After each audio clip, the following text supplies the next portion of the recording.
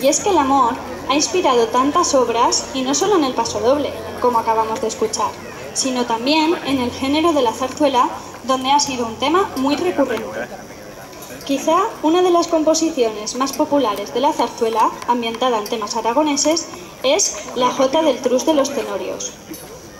Esta composición del valenciano José Serrano, sobre un libreto de Carles Arniches y de García Álvarez, desde que fue estrenada en octubre de 1910, ha sido cantada y registrada por todos los grandes tenores. Mención especial merecen las versiones de los tenores aragoneses o descendientes de Aragón, como Plácido Domingo, Juan Francisco García Muñoz o el gran tenor aragonés Miguel Fleta. En la noche de hoy lo disfrutaremos en la voz de Javier Iserte, que será acompañado por nuestra banda. Con todos ustedes, el Trus de los Tenorios.